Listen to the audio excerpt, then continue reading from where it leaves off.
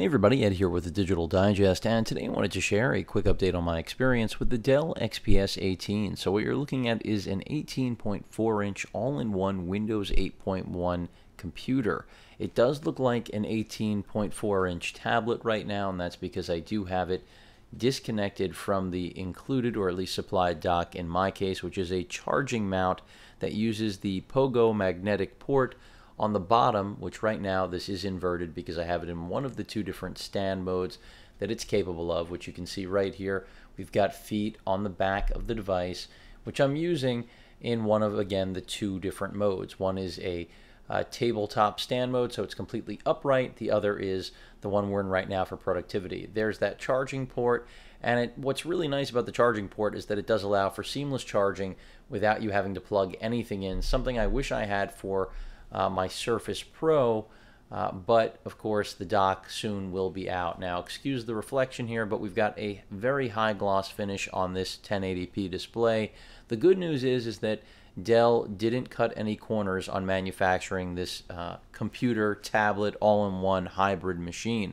And I feel that it kind of does fill the gray area, the gray space, in between the tablet and computer world, literally, because you're looking at a computer that can also double as a tablet around the house. Now, while it can charge on that dock that I mentioned, which was displayed in my unboxing, you do still have a traditional battery built into this, like any other Ultrabook tablet, but that battery life is limited. I'm going to go ahead and pull up the desktop. You can see we've got the traditional desktop here.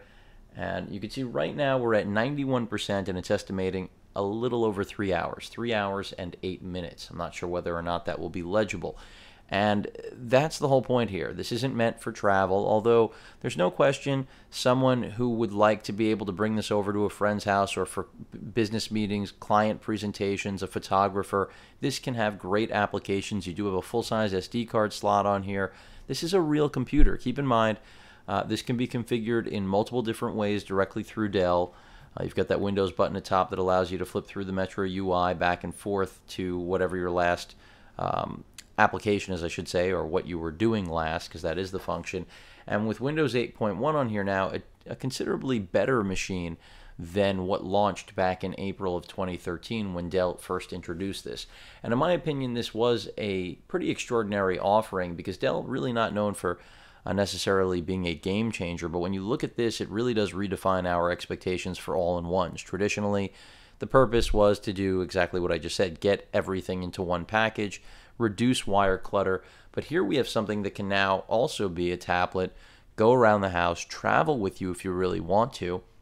And I say that because the tablet only weighs 5 pounds, and because it does have, I should say computer only weighs 5 pounds, but because it has those built-in feet, it can go anywhere. And even though its battery life is mediocre at somewhere between 3 to 4 hours, they claim, they being Dell, 5 hours of battery life, but let's think realistically more like 3 to 4. I have turned off Intel's power management settings. Had I allowed the low power settings to be going, you'd be seeing refresh issues right now that you won't see with the human eye but would be reproduced on here, and I wouldn't want people saying, oh, the screen is awful, because it just so happens the screen is really nice. And you have the ability to use either browser, whether you want to use desktop, Internet Explorer, or of course jump right back into the Metro, the tablet version. And both run really well, no dual band Wi-Fi. Now in terms of the configurations, you can go i3, you can go i5, or you can go i7. This is the i5. It is Ivy Bridge only presently. Haswell, once they launch it, which I'm sure they will definitely bring better battery life. There's no question about it. But this device really isn't about battery life, is it? It's about having an Ultrabook, a real computer that you can use anytime, anywhere, even though it is an all-in-one at-home device at heart, and really have zero compromise. Here we are, even though you're dealing with the reflection again, dealing with video that I can easily throw up into 1080p quality, and you'll see how long it takes. Then I'll do a little buffering test. We're already in HD, and I wish I could do better with the lighting, but maybe in the future, another update, I'll just do it in the dark, frankly, and to eliminate the glare. But you could see no buffering really.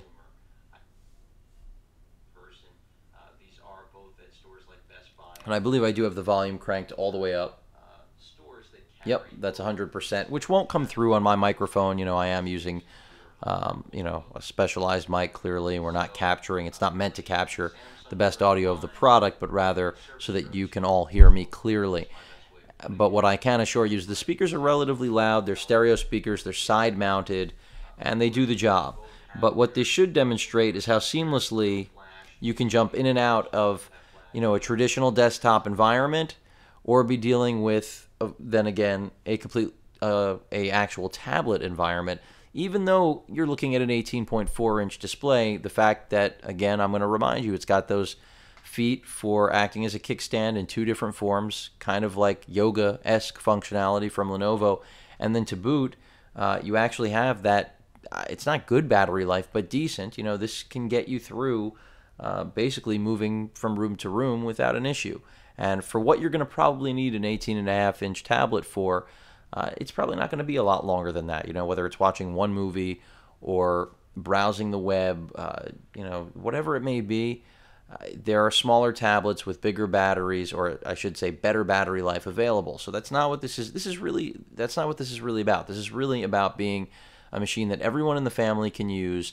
It performs well, and zero compromise, at least in the regard that it's setting a new standard for tablet size. And I will say that even though it's not a tablet first, because the beauty and the appeal in my, at least, experience so far, and what this update is about, is that even though this is at heart an all-in-one computer with an i5 low voltage Ivy Bridge, real dual core processor in there, complemented by 8 gigs of RAM, so legitimate RAM on board, a 500 gig hard drive that has a 32 gig SSD drive for booting responsibilities, so that we get a nice quick boot time out of this, even though we're not running with an SSD, which you can, I'm pretty sure, modify, although it's a little bit of work considering there are a million screws on the back of this device. But the point is, it's easy to do if you really desire it, I believe. I'm not going to actually try it myself at this point, but it just delivers everything. You've got Bluetooth. I mentioned the Wi-Fi single band. I would have loved dual band. I'm not sure why in such a premium brand Dell excluded that, but it's not a game breaker by any stretch of the imagination for this device. I mean, everything just runs so well. And this is one of those devices that there is no Android or iOS offering. Apple and Google don't have anything like this to show you. I reviewed in the past other 13-inch Android tablets like Toshiba's Excite last year, which had a 1600 by 900 resolution, and that was really just not enough. I mean, you could make the argument it was okay for 13.3, but here we're looking at 18.4. You need that at least 1080p resolution, especially since now a lot of Windows and, of course, Android machines moving up to 2560 by 1600 or higher. We have 3200 by 1800 now on a lot of Ultrabooks. And this is an Ultrabook at heart. I mean, all of the hardware here is what you'll find in about a $500 or $600 Ultrabook. But then you're getting an 18.4-inch portable display. So this is great for a very wide variety of different uses. I could think of a lot of different things, whether it's family use, as I mentioned, client presentations, just media consumption, or if you just want an all-in-one, which is what this is. I mean, when it's on the stand, it looks great, it functions well, it's fast. Is it going to do phenomenal when it comes to things like video editing, Photoshop? It's not going to be a best-in-class performer, but it's going to be able to do it because it is a real computer with legitimate hardware. It's not bleeding edge. This isn't, a Core i7 desktop class or i5 desktop class processor, but it's still going to be able to handle tasks that no other tablet other than Surface Pro are going to be able to take on. So really the best way of looking at this is that it is a giant, oversized Surface Pro or Surface Pro 2, even though it's missing Haswell, with even more features because it does have 2 USB 3.0 ports, a full-size SD card slot, no video out, unfortunately. You do have a front-facing webcam right down here at the bottom for video conferencing. No camera on the back, no NFC, not a lot of other bells and whistles, but everything that you would expect from a computer or laptop or Ultrabook with these specifications. But a completely different purpose, obviously. This is much more about, just being whatever you want it to be. And that's what's great about Windows 8.1. This is one of those machines that I really feel was designed for it and gives you the best possible experience that you could have. They do not include Microsoft Office. This is a common theme. Only with Surface 2 and the original Surface do they throw it in there, and with all of the netbook replacements, which are now Windows 8.1 tablet hybrid devices running Bay Trail. There, Microsoft wants to entice you, so they throw in Office for free, but when you buy expensive $1,300 machines like this, no Office for you. But viewing angles are solid. This is an IPS display, rubber around the entire tablet, because they know that this is going to take, not a beating, but it needs to be able to go just about anywhere and also be able to accommodate standing up. So just a quick tour around the hardware again. This is the actual left side of the tablet. Keep in mind I had it inverted. I had it upside down. That's why the Windows button was up at the top center. We've got our power port for charging, 2 USB ports. By the way, that's charging when you're not on the optional dock accessory that originally retailed for $99.99. You can now pick it up for about half that on Amazon. I'll include a link. So beyond the 2 USB 3.0 ports, your headphone jack, you've then got one of the 2 stereo speakers, a volume rocker, which again makes you feel like you're working with a tablet, clearly. And if this wasn't 5 pounds, I wouldn't be able to swing it around like this with such ease because, and there you can see the screen going crazy with the refresh rate. Nothing along the top, all aluminum construction on the back, a lot of rubber feet, if you didn't notice, besides the 2 that extend. You also have them for just when it's laying down on its back, because that's another way you can use it. Microphones up at the top for noise canceling during your video conferencing. Alongside the camera right there, you can see we have ambient light sensors. You're going to have to turn off Intel's power management if you want auto screen brightness to really be disabled. That's something that I want to point out. And you can see the auto rotation pretty quick. I mean, and that's because this is a computer. This is not a Bay Trail tablet. There's our power button with an LED light for obviously telling you whether or not you're on, off, no light, and charging status. Another stereo speaker right there. And as I mentioned before, sound output is pretty strong. And then lastly, the Kensington lock. You want to make sure you can lock this beast up. It's not swiped at work or anywhere else. A tremendous amount of ventilation, and it needs it, quite frankly, because look at how thin this thing is. For an 18.5-inch tablet that's also really a full-blown computer, it needs that ventilation. So luckily, it's got it. And Dell really did a great job designing this. You know, I had very mixed feelings about this coming out of the box. Wasn't sure that I was going to be able to find a use for it or really how this fit into any work environment. But I'm starting to see that it could act as a great console and really just a great portable system where when I do want to show off content, it can actually travel with me, even though that's not the ideal or the goal that Dell had in mind.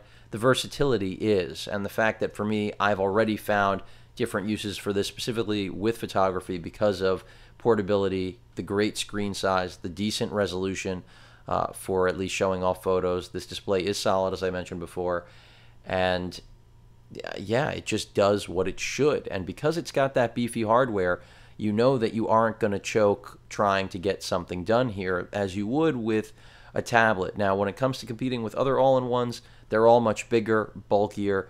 The Tap 20 is the closest comparative or competing product to this, and I can't even compare that because it can't be taken around and moved around. It's not a 5-pound device, even though it's 20 inches versus 18.4. This thing really can leave the house if you want it to, and it certainly is at its best moving around the house, whether it's in the kitchen, on your bed. I mean, the mode we're in right now, this stand mode, I think is great for on the bed, on the couch, if you have a large enough couch to accommodate it. It is a little bit ginormous, no question about it, but there's definitely a segment out there, and I think that's one of the reasons it's drawing interest. So overall, battery life is where I expected it. Screen performance beyond my expectations, along with build quality, a little haptic feedback like on a lot of machines when you use the Windows button. Love 8.1 and what it's brought to the mix here. It's just a much better overall experience than what Windows 8 presented out of the box or at launch last year. But I personally wasn't so against Windows 8. I think it got a bad rap because people are lazy, quite frankly, and don't want to adopt or adapt to new systems. And Windows 8.1, helps them in a lot of different ways by bringing back a lot of familiarity with that pseudo start button that gives you an even more powerful start button than the one of days of past. So really like the XPS 18 right now, and I'm really just impressed. Also, last thing I want to point out, gesture control with the camera, not a groundbreaking feature, but another thing, if you're in the kitchen, don't want to get this dirty because you're cooking, you can swipe to go through recipes, all using the webcam. Again, this isn't something that only Dell has, but noteworthy that it comes out of the box. So not a lot of bloatware on here either, but then again, Dell doesn't necessarily put things on overload. So performance is solid. Battery life could be better, but remember, this is almost a 20-inch tablet that's running a full Windows 8.1 experience and really doesn't skimp on anything. The only thing I wish that I had in here right now is maybe an SSD, but quite frankly, considering the versatility of this machine, I think the 500 gig hybrid hard drive is a good out-of-box starting point. Any questions or comments, please feel free to post them, and of course, as usual, please feel free to subscribe.